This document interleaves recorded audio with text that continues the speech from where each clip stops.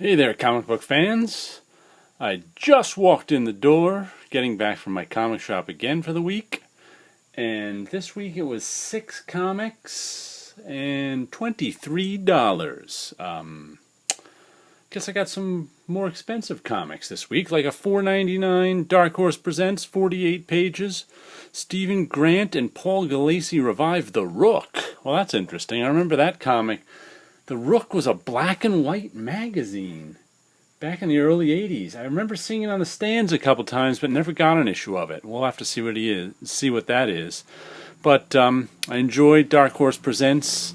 This is Volume 3, Issue 14. I'm going to enjoy, let's see, this issue is the return of Brendan McCarthy's The Dream Gang. I like that story. Next issue, Carla Speed McNeil's Finder is back, which I was one of my favorite comics ever, and I'm sure I'll like that one. I just finished, I got the undersized trade paperback of Finder that ran in Dark Horse Presents with all the stories from here in one book, and really, really liked it, because I always love Finder. But anyway, there's the first comic, Rook. Dark Horse Presents The Rook, issue 14. And next we have the Fade Out number 9, which we just got the word over the internet that number 12 will be the last issue of this, but I'm going to jump on whatever Brubaker and Phillips do next. So I'll miss the Fade Out, but I'll like whatever else they got going on. Oh, and there's one thing, I have to show you this, something that Sean Phillips has been doing in the Fade Out that just blows my mind. I'm going to pull out. This is issue 8, since I've actually read this one. There's this one character in here. That's not her. She's a secretary in the movie office, and this guy right here is the writer. He's kind of the main character, and she's a secretary that works in the office. There she is. She's in a Halloween costume right there, and she's, she flirts with him every now and then. She's quite cute in her little witch's outfit. But then the other character I'll point out is the movie star. Her right here. And it always amazes me, astounds me, how he can draw the difference between a very pretty woman, sort of a pretty normal woman, and a movie star glamorous woman. It just amazes me that he pulls that off issue after issue after issue. And it's more than just, putting her in glasses. It's just the way he draws her face, and I don't know how he does it. It's amazing to me that he can, issue after issue, make a distinction between a character who is beautiful and a character who's movie star beautiful. That's some drawing talent, I gotta say, and it makes me jealous every time I read an issue, because I couldn't do that in a million years. But anyway, that's just a little look at how good Sean Phillips is at drawing. So, Fade Out, there's number 8. This week was number 9. Then we've got The Beauty, number 2. Looks like I got the Pretty Boy cover. I don't know what any of the other covers look like, but I got the Beefcake one. I liked the first issue well enough. It's a story about an STD that makes people beautiful, but the first issue, it just kind of turned into a police procedural, which isn't necessarily bad. I like police procedurals, but I now have no idea where the story is going to go, if there's going to be, so. But like I said, I liked it enough to give it an issue 2. It's not on the pull list yet. We'll see if I want an issue 3, but there's some beefcake for you. Then we've got Usagi, Yojimbo, 148, The One-Armed Swordsman, Part 1 of 1. So if you're ever interested in trying out some Usagi, grab this issue, because it's a done in one. He's takes place in feudal Japan.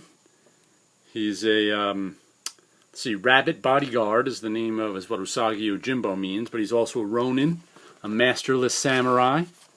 And Stan Sakai is just a master storyteller.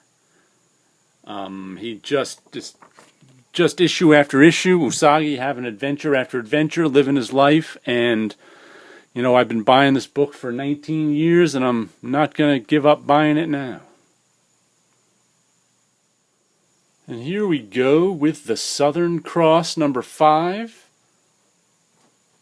I've been enjoying this one a whole lot. I must say, this is see only a couple of people out there on YouTube buying this, but it gives you a real good sense of kind of being on a spaceship and how strange it is and how weird it is just being human beings out in space. It's sort of like being on an ocean ship, but not really, because it's so much bigger and you're out in space and there's weird space things happening. But, you know, it's basically the story of a woman who has to travel across the solar system because her sister died and under mysterious circumstances, and she wants to know what happened. And the mysterious circumstances are happening again on the ship out there. So it's just I'm very much enjoying this book. I don't know if it's an ongoing or a mini, but I'll be with it till the end. And then we've got Rat Queens, number 12. A comic I jumped on late, but have been enjoying. It's just a fun one. Adventure of these, 4 or 5 women in this fantasy world. There's one of them, she's a bearded lady. In this fantasy world where there's magic and towns, and they're town adventurers, and I think this Fowler, this is only this guy's... this girl's, Tess Fowler's second issue drawing this. I liked her first issue. And it's a solid adventure story. If you have any interest in solid adventure stories, check out the Rat Queens. And finally, we have Manifest Destiny, our intrepid band of discoverers, the Lewis and Clark expedition, are going across the country and running into monsters. Don't want to give away too much because there's a big monster fight coming up. And I don't want to see it early. Ooh, that guy lost his head.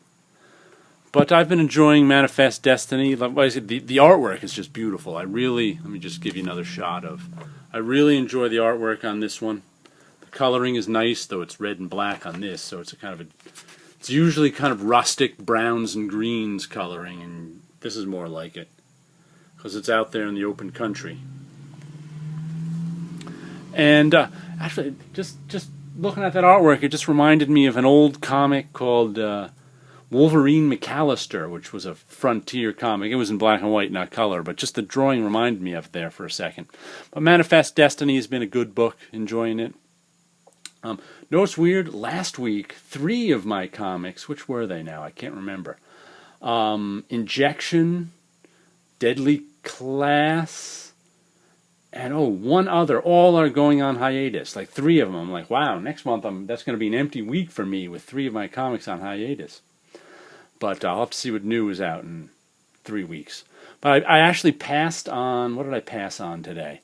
I passed on Tokyo Ghost. it was a $4 book, and I just wasn't a fan of the artwork. It's not that I disliked it or anything, but I just don't seem to like that guy as much as a lot of people do. Who is he? He's the guy who drew Chrononauts. I mean, I don't... If it was a $3 book, I very well may have picked it up. But as a $4 book, I was like, I just didn't quite like the artwork enough for a $4 book, so I passed on it. But we'll have to see what's out in 3 weeks when 3 of my regular comics aren't out. And finally, this week, we'll give you a look at my background art. This is actually a painting I pulled out. It's 18 by 24. And unlike a lot of my paintings, there's not a lot of... usually you use a lot more imagery in it, but this one seems to be more about a scarcity of imagery, a word, sleep, and brush strokes. Let me bring it up close for you. We're doing all sorts of brush stroke spirals with that. There's brush strokes. Let me see if you can get a good look at it in the orange, so it's not just a flat orange. I try to get a liveliness to the brush stroke, and there's little strokes of paint up there.